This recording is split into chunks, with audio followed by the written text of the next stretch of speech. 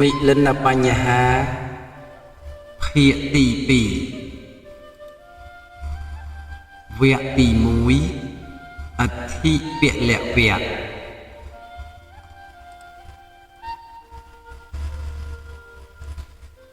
បញ្ហាទី5សេវិរិយចក្ខុទានបញ្ហា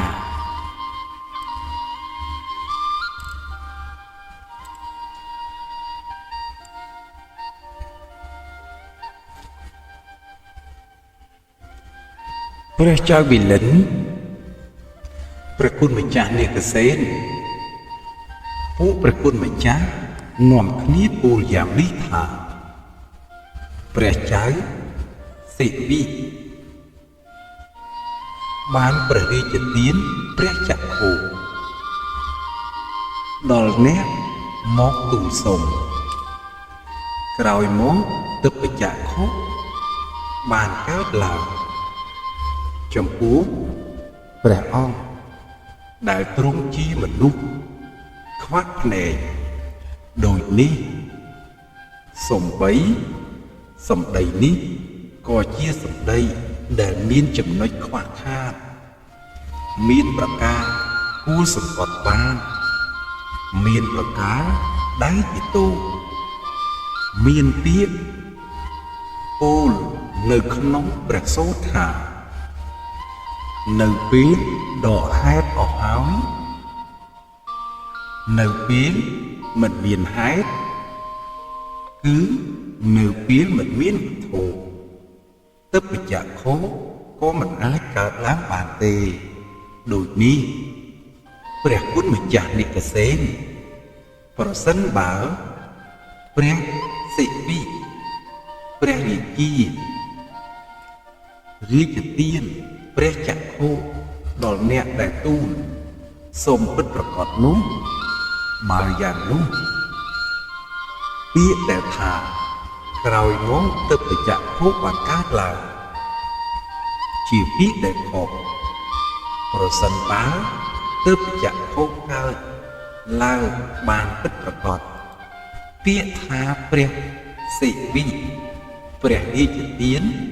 ព្រះចក្ខុដល់អ្នកដែលទូលសុំដូចនេះគឺជាពាក្យដែលខុសប្រការនេះមាន2ចំណុចជាចំណងលើសពីចំណងជាបណ្ដុំលើសពីបណ្ដុំជារបស់ចក្ស្រេះលើសពីចក្ស្រេះបញ្ហានោះលាក់ដល់ព្រះគុណម្ចាស់ហើយសូមព្រះគុណម្ចាស់ធ្វើឲ្យខ្ញុំព្រះករុណា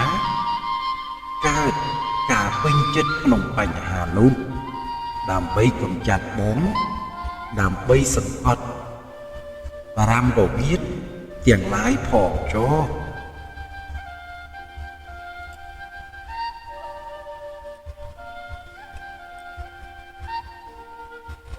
ព្រះនាគសេនសូមថ្វាយព្រះពរមហាបពិតព្រះសិវិបានព្រះរាជទានព្រះចក្ខុដល់អ្នកដែលទូលសុំពិតប្រាកដសូមព្រះអង្គទ្រង់កុំសង្ស័យក្នុងប្រការនោះហើយក្រោយមកទ្រង់ក៏កើតទិព្វចក្ខុពិតប្រាកដព្រះអង្គទ្រង់កុំកើតការសង្ស័យទោះជាក្នុងប្រការនេះ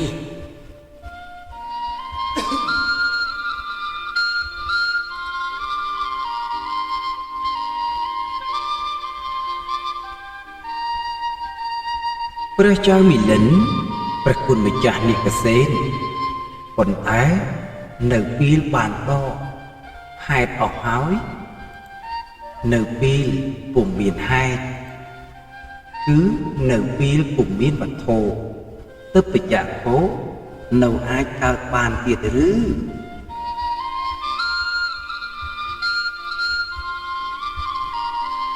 ព្រះនាគសេន កើតមិនបានទេ មហាបពេទ្យ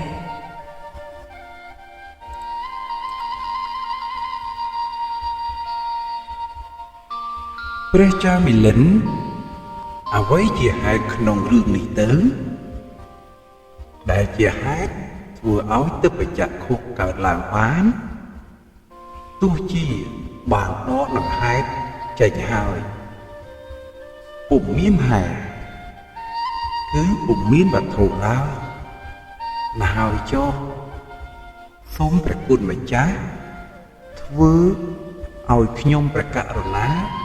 បានយល់ដោយហេតុផងចុះទៀត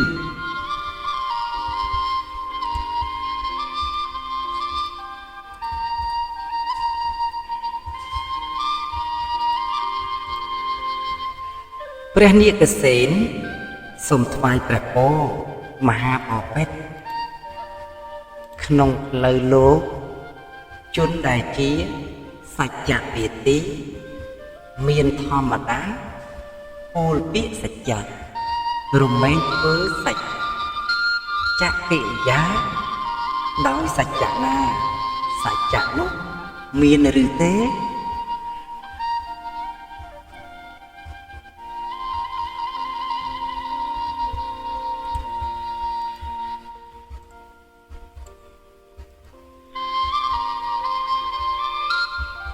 ព្រះចៅមិលិនពិតមែនព្រះគុណម្ចាស់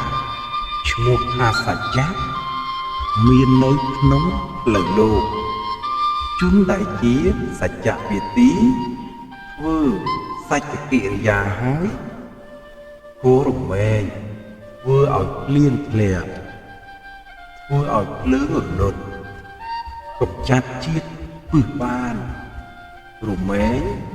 ធ្វើកិច្ចដែលគួរធ្វើនេះប្រការផ្សេងទោះជាប្រការដទៃបានដោយសច្ចា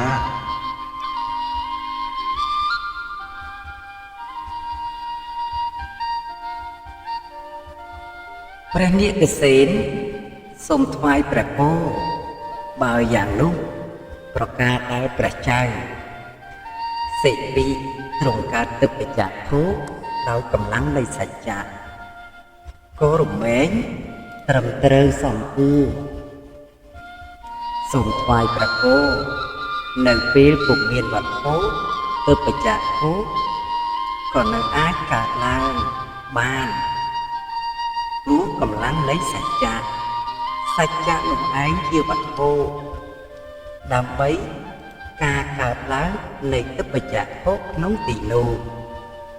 សូមថ្វាយព្រះពរប្រៀបដូចជាសត្វទាំងឡាយជនទាំងឡាយពួកណាមួយពោលសច្ចៈអតិដ្ឋានថាសូមភ្លៀងដ៏ធំចូលធ្លាក់ចុះមក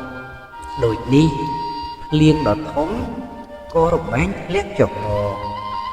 ដំណាលគ្នានឹងសំឡេងពោលសច្ចៈអតិដ្ឋានរបស់សត្វទាំងនោះសូមថ្វាយព្រះពរសត្វទាំងនោះមានការសន្សំហេតុដែលកើតដែលធ្វើឲ្យភ្លៀងធ្លាក់ចុះក្នុងអាកាសដោយគិតថានឹងជាហេតុឲ្យភ្លៀងដ៏ធំធ្លាក់ចុះមកដូចនេះឬយ៉ាងណា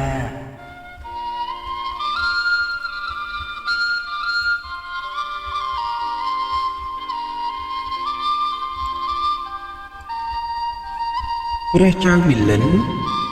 មិនមែនទេព្រះគុណម្ចាស់សច្ចៈនោះឯងជាហេតុដែលធ្វើឲ្យភ្លៀងដ៏ធំធ្លាក់ចុះមក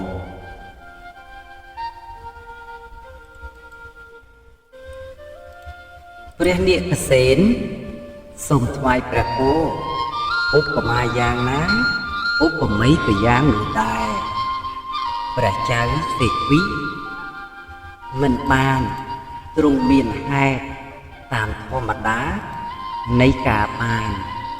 ទិព្វចក្ខុនោះទេក្នុងទីនេះសច្ចៈនោះឯងជាវត្ថុដើម្បី ការកើតឡើងនៃទឹកបច្ចៈគោសូមថ្វាយព្រះគោប្រៀបដូចជាសត្វជនទាំងឡាយណាពូលសច្ចចាទិដ្ឋានថានុភ្លើងដ៏ធំដែលកំពុងឆេះសន្ធោសន្ធៅ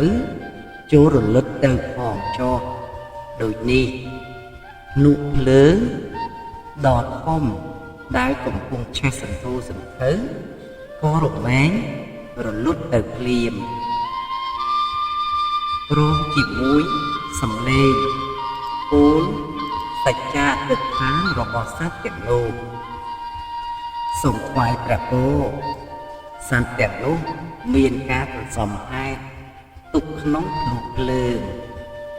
ដែលកំពុងឆេះសន្ធោសន្ធៅដោយគិតថានឹងជាហេតុឲ្យភ្នក់ភ្លើងដ៏ធំដែលកំពុងឆេះសន្ធោសន្ធៅរលត់ទៅភ្លាមដូចនេះឬយ៉ាងណា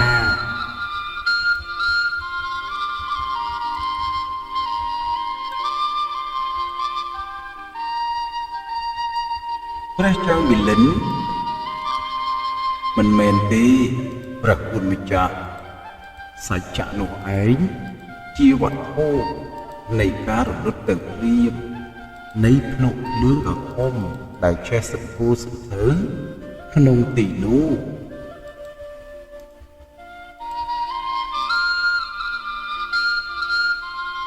ព្រះនិកសេនសូមថ្វាយព្រះគោឧបមាយ៉ាងណាឧបមីក៏យ៉ាងនោះដែរព្រះច័ន្ទសេពីមិនបាន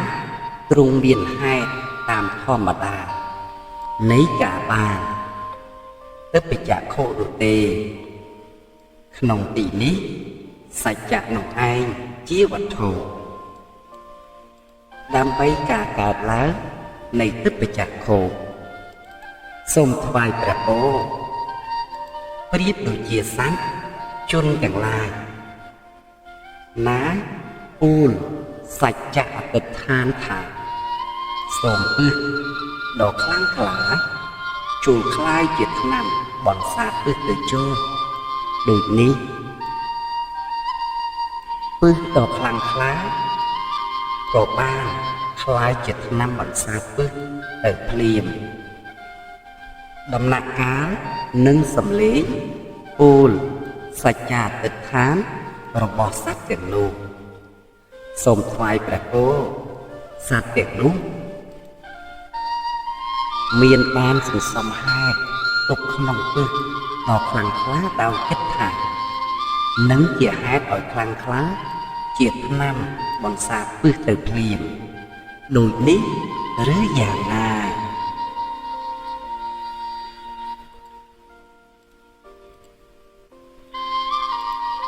ព្រះចៅមិលិនមិនមែនទេព្រះគុណម្ចាស់ក្នុងទីនោះសច្ចៈនោះឯងជាហេតុកំចាត់ពឹសដ៏ខ្លាំងក្លានោះបានភ្លាម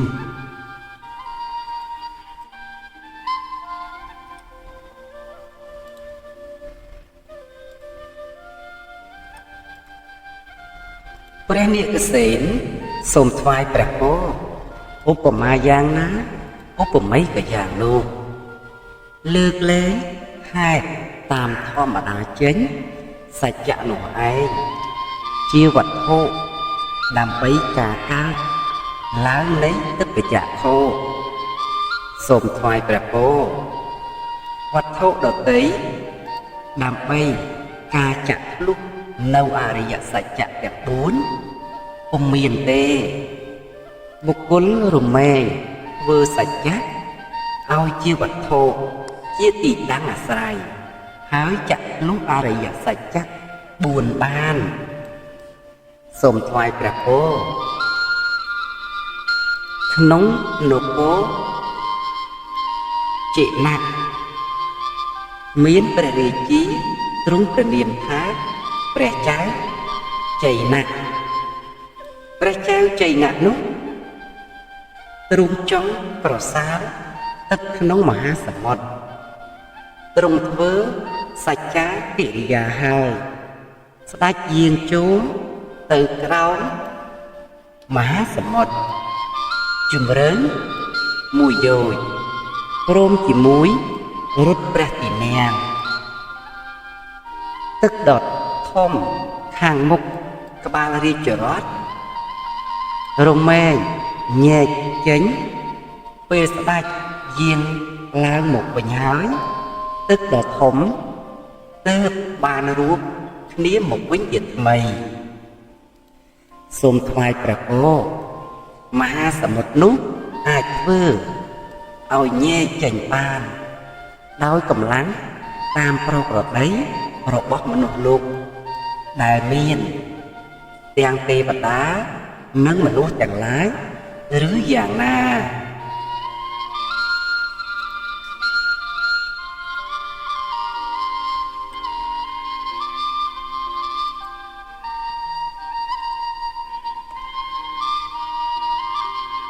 ព្រះចៅមិលិនព្រះគុណម្ចាស់ទឹកក្នុងស្រះទោះជាតូចក៏មិនអាចធ្វើឲ្យញែកចេញបានដោយកម្លាំងតាមប្រក្រតីរបស់មនុស្សលោកដែលមានទាំងទេវតានិងមនុស្សបាននឹងទៅនិយាយអ្វីដល់ទឹកក្នុងមហាសមុទ្រទៅ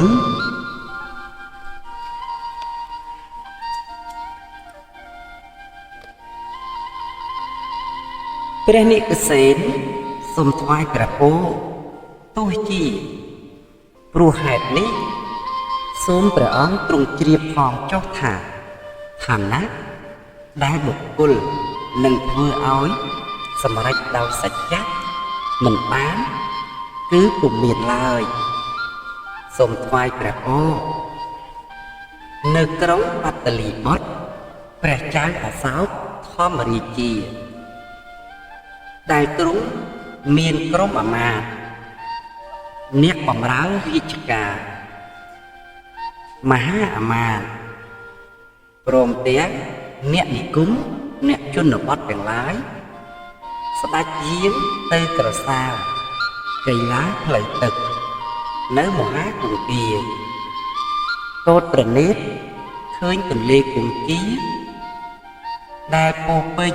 ទៅដោយទឹកថ្មីហូរចេញពេញព្រាបជ្រះដែលមានប្រវែង500យោជន៍ទទឹង1យោជន៍ទើបមានបន្ទូលទៅកាន់ពួកអាមាត្យទាំងឡាយថាមនាលនាយមានអ្នកដែលអាចនឹងធ្វើមហាគង្គានេះឲ្យហូរបញ្ច្រាស់បានទេ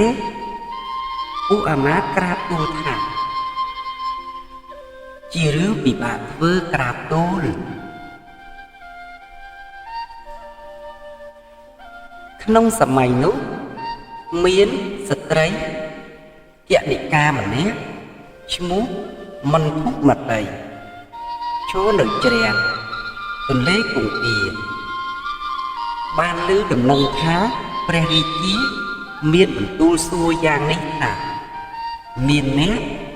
ដែលអាចនឹងធ្វើឲ្យមហាគង្គានេះឲ្យហូរបញ្ច្រាស់បានទេដូចនេះហើយទើបពួក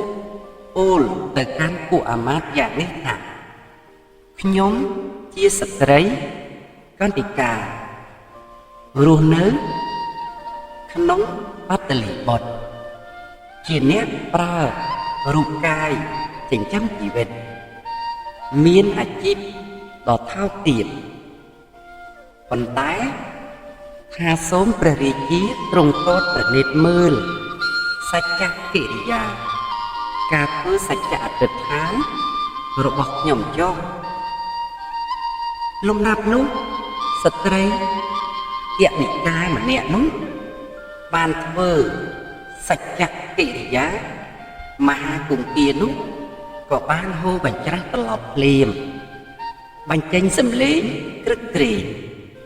ព្រមទាំងការធ្វើសច្ចកិរិយារបស់ស្ត្រីនោះនៅចំពោះមុខមហាជនដែលកំពុងតែសម្លឹងមើល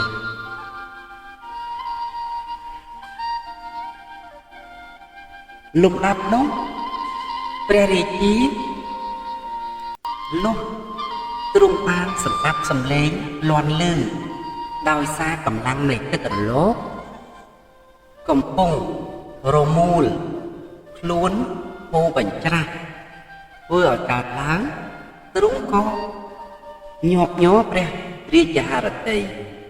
ទ្រង់កើតភាពអស្ចារ្យចម្លែកព្រះតីទើបមានបន្ទូលនឹងពួកអាមាត្យថាមនាលងាយព្រោះហេតុអ្វីមហាគង្គានេះទើបហូរបញ្ច្រាស់ទៅវិញអញ្ចឹងពួកអាមាត្យក្រាបទូលថាបបិទ្ធព្រះអង្គដ៏ចម្រើនស្ត្រីគណនិកាឈ្មោះថាមន្ធុមតីបានដឹងព្រះមន្ទូលរបស់ព្រះអង្គទើបបានធ្វើសច្ចកិរិយា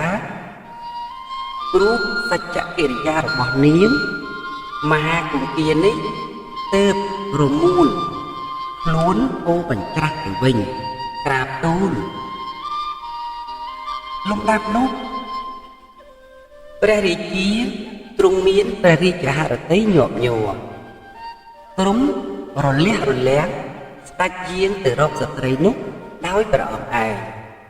មានបន្ទូលសួរថាមនាលនាងបានឮថានាងធ្វើមហាគង្គានេះឲ្យហូរបញ្ច្រាស់បានដោយការធ្វើសច្ចកិរិយាពិតមែនឬស្ត្រីគណនិកាក្រាបទូលថាពិតមែនក្រាបទូលព្រះរាជាមានបន្ទូលសួរថាក្នុងការធ្វើទន្លេគង្គាឲ្យហូរបញ្ច្រាស់នោះតើនាងមានអ្វីជាកម្លាំងឬក៏នរណាជាអ្នកសុខចិត្តធ្វើតាមពាក្យរបស់នាងយៈឬក៏នាងប្រើកម្លាំងអ្វីធ្វើមហាគង្គានេះឲ្យហូរបញ្ច្រាស់បានស្ត្រីគណនិកានោះក្រាបទូលថាបបិទ្ធព្រះអង្គដ៏ចម្រើនខ្ញុំម្ចាស់ប្រើកម្លាំងសច្ចៈធ្វើមហាគង្គានេះឲ្យហូរបញ្ច្រាស់បានក្រាបទូលព្រះរាជាទើបត្រាស់ថាកម្លាំងសច្ចៈរបស់នាងដែលជានាងចៅជាស្ត្រីអ្នកលេងមិនមានសតិជាមនុស្សអាក្រក់ខ្វះសិលគ្មានការហ៊ានខ្មាស់ដើរតែប្រឡោមមនុស្សងងឹតងងុលមានតែឬ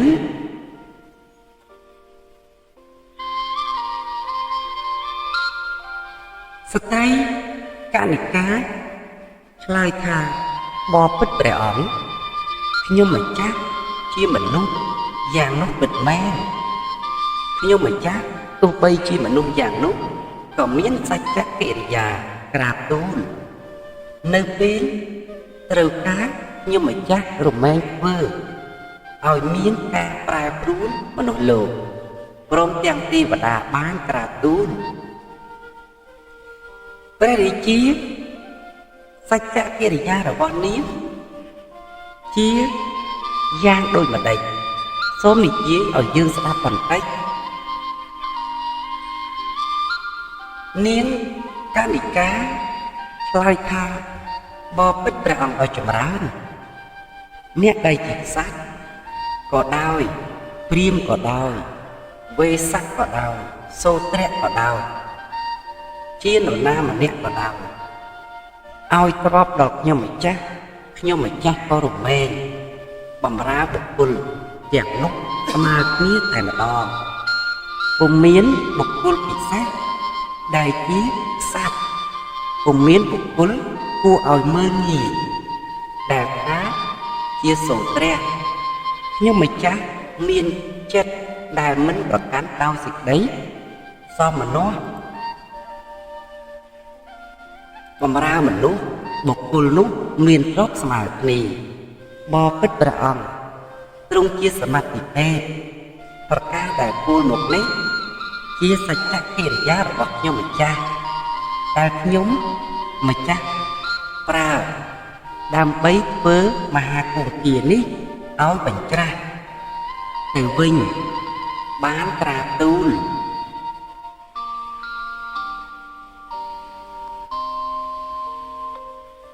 សូមថ្វាយព្រះពរបុគ្គលទាំងឡាយតាំងនៅក្នុងសច្ចៈហើយនឹងមិនបានទទួលប្រយោជន៍អ្វីសោះគឺពុំមានទេសំបីដោយប្រការដែលពោលមកនេះក្តីសូមថ្វាយព្រះពរព្រះចៅសិវិព្រះរាជទានព្រះចក្ខុដល់អ្នកមកទទួលសូមហើយប៉ុន្តែទឹកចក្ខុក៏នៅតែកើតឡើងបានប្រការនេះមានទៅបានព្រោះសច្ចកិរិយារីឯពាក្យដែលព្រះអង្គត្រាស់ទុកនៅក្នុងប្រសូតថានៅពេលមង្សង្ចក្ខុវិញ្ញាទៅពុំមានហេតុគឺវត្ថុហើយទឹកចក្ខុមិនអាចកើតឡើងបានដូចនេះនោះពាក្យនោះសំដៅយកចក្ខុទឹកដែលកើតឡើងព្រោះភាវនាសូមព្រះអង្គទ្រង់ជ្រាបប្រការនេះយ៉ាងនេះផងចុះ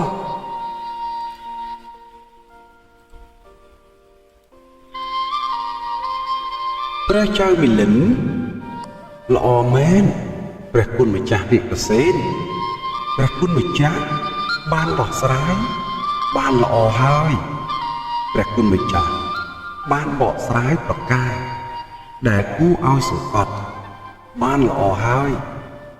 ព្រះគុណម្ចាស់បានញៀមញីប្រាំពវិធបានល្អហើយខ្ញុំព្រះករុណាសូមទទួលយកបញ្ហានេះតាមប្រការដែលព្រះគុណម្ចាស់បានឆ្លើយមកនោះចប់សិវិរាជចក្ខុទានបញ្ហាទី5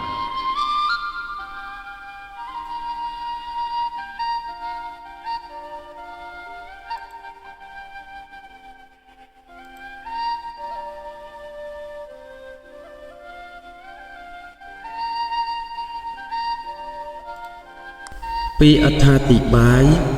បញ្ហាទី5បញ្ហាស្ដីអំពីការដែលព្រះចៅសិវិព្រះរាជទានព្រះចក្ខុឈ្មោះថាសិវិរាជចក្ខុទានអ្នកបញ្ហារឿងរ៉ាវសង្ខេបស្ដីអំពីព្រះចៅសិវិមានដូចតទៅក្នុងសម័យដែលព្រះពោធិសត្វសោយព្រះជាតិជាព្រះចៅសិវិនៅក្រុងអរិធបុរៈនគរសិវិទ្រង់រីករាយមានព្រះតីលំអោនទៅក្នុងការបរិច្ចាគទានជាខ្លាំងទ្រង់ត្រេះរិះក្នុងព្រះរាជហឫទ័យថាកុំថាឡើយតែវត្ថុខាងក្រៅនោះសំបីវត្ថុខាងក្នុងគឺអវយវៈទាំងឡាយរួមទាំងកែវភ្នែកទាំងសងខាងប្រសិនបើមានអ្នកណាមកសុំពីយើងក៏នឹងឲ្យដែរស្ដេចសក្យទេវរាជទ្រង់ជ្រាបព្រះតម្រេះប្រការនេះមានបំណងនឹងសាកល្បងទើបទ្រង់ប្រែក្រឡាជាព្រានចាស់ខ្វាក់ភ្នែកទូលសុំរំលែកព្រះចក្ខុម្ខាងរបស់ព្រះចៅសិវិព្រះចៅសិវិលុះត្រូវព្រានទូលសុំព្រះចក្ខុដូច្នោះទ្រង់ក៏កើតសេចក្តីរីករាយក្នុងព្រះហឫទ័យយ៉ាងខ្លាំងទ្រង់ខ្វេះព្រះនេត្រទាំងសងខាងប្រគល់ឲ្យទៅស្ដេចសក្យរាជទ្រង់ធ្វើ ឲ្យភេទព្រាមបាត់ទៅទ្រង់បង្ហាញអង្គនៅចំពោះព្រះភ័ក្ត្រព្រះចៅសិវីត្រាស់ស្ងើចសរសើរព្រះចៅ